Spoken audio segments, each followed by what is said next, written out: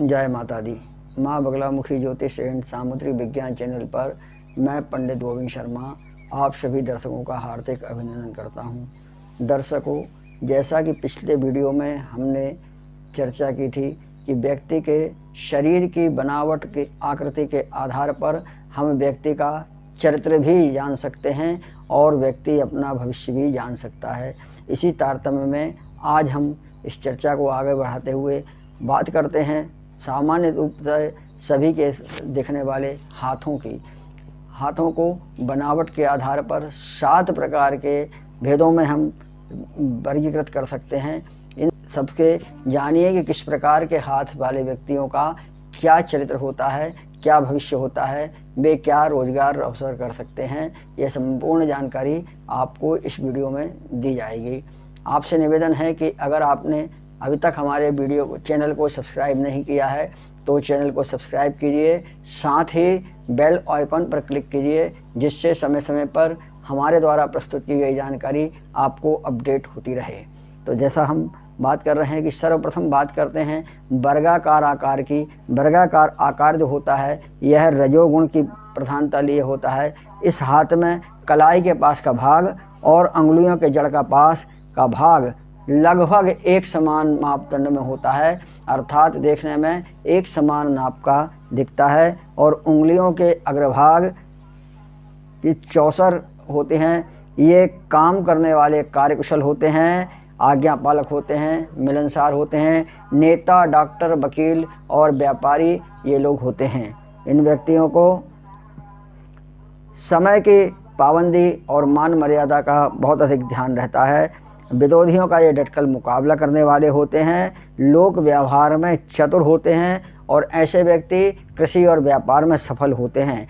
ऐसे हाथ में उंगलियां छोटी और वर्गाकार होने से इनमें धन संचय की प्रवृत्ति होती है। वर्गाकार छोटी उंगलियां होने से तर्क की आदत अधिक होती है और मानसिक विकास और उदारता अधिक होती है। यदि उंगलियों में गांठें उभरी हुई हों तो ये कल कारखाने चलाने वाले, मकान और कल पुर्जे आदि बनाने वाले अथवा कुशल गणितज्ञ होते हैं।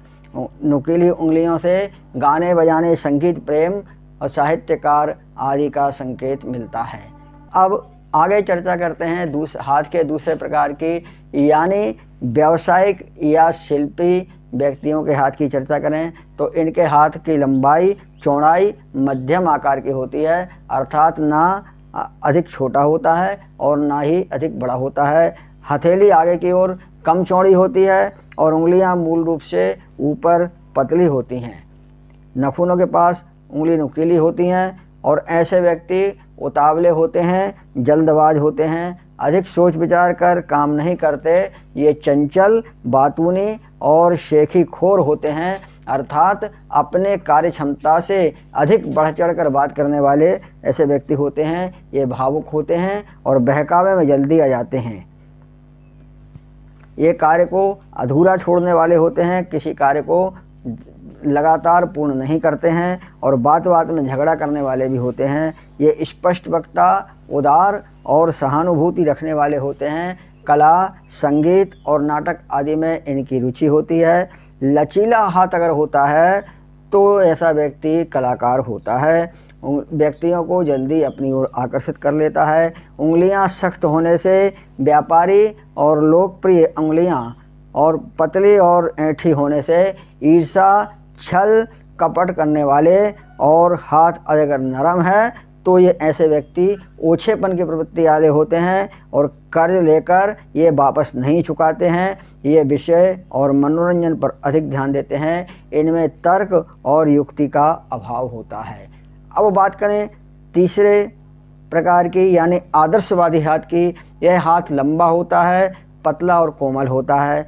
ऐसे हाथों की उंगलियां बहुत पतली और नोकदार और जड़ में ऊपर पतली, कुछ ऊपर भारी, नाखून इनके लंबे और बादामी रंग के होते हैं। ऐसे हाथ वाले व्यक्ति थोड़ी सी चिंता होने पर भी व्याकुल हो जाते हैं, जल्दी भयभीत होते हैं और क्रियाशीलता का अभाव इनमें पाया जाता है।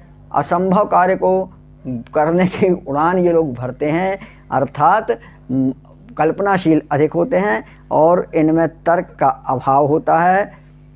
देवी देवता, संत और महंतों की कृपा में पढ़ते हैं और जन्मपत्री दिखाने का इनके बहुत अधिक शौक होता है।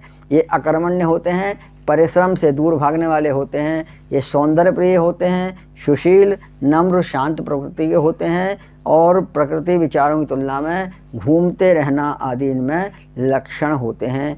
आगे बात करें कि जो लचीला हाथ होता है यानी मिश्रित हाथ होता है, इनकी बनावट मिश्रित भाग होता है, अर्थात इनमें थोड़ा थोड़ा गुण सभी प्रकार के हाथों का पाया जाता है। ये व्यक्ति परिस्थितियों के अनुसार अपने आप को ढाल लेते हैं और अवसरवादी होते हैं। इनमें अस्थिरता होती है, परिवर्तनशीलता होती है। ये हथेली जिस प्रकार की हो उसके गुणधर्म इनमें अधिक मिलते हैं। उंगलियां भिन्न भिन्न आकार की होने पर जिस ढंग की हों उसी प्रकार के लक्षण में प्रकट करती हैं। इस प्रकार के हाथ में मस्तक रेखा और जीवन रेखा, स्वास्थ्य रेखा आदि का अध्ययन करते हुए गुण, धर्म, स्वभाव, कर्म आदि का विचार किया जाता है। अब बात करें निकृष्ट हाथ की, अर्थात ऐसे व्यक्तियों के हाथ की जो कि कोई भी कार्य नहीं करते हैं। ऐसे व्यक्तियों का हाथ आवश्यकता से अधिक मोटा होता है, भारी, बेडौल, खुरदरा टाइप का होता है। अंगूठा छोटा, मोटा और रेखाएं ऐसे व्यक्तियों के हाथ में कम होती हैं। अंगुलियां, नाखून छोटे होते हैं। ऐसे व्यक्तियों में पशुवृत्ति होती है। आहार, निद्रा, भय, विषम वासना का अधिक होता है। विद्या, विचार, शांति, साहित्य, कला आदि का जीवन में अभाव होता है। शारीरिक परिश्रम से केवल पेट पलता है। इस प्रकार आप देखेंगे कि हाथों को देखकर व्यक्ति के चरित्र और स्वभाव के साथ ही भविष्य के बारे में हमें बहुत अधिक जानकारियाँ मिल जाती हैं। आगे बात करें एक मणिबंध यानी कलाई पर अगर कोई रेखा स्पष्ट होती हैं तो ये मणिबंध रेखा कहलाती हैं और कलाई का मांसयुक्त भाग पुष्ट और शुभ माना जाता है। दर्शकों, आगे की चर्चा में हम मणिबंध और हाथ पर पाए जाने वाले त्रिकोण आदि चिन्हों के संदर्भ में चर्चा करेंगे। आपको हमारा यह वीडियो कैसा लगा कमेंट्स बॉक्स में अवश्य बताइए। साथ ही इसी प्रकार की और उपयोगी जानकारी प्राप्त करने के लिए लगातार देखते रहिए। जय माता दी।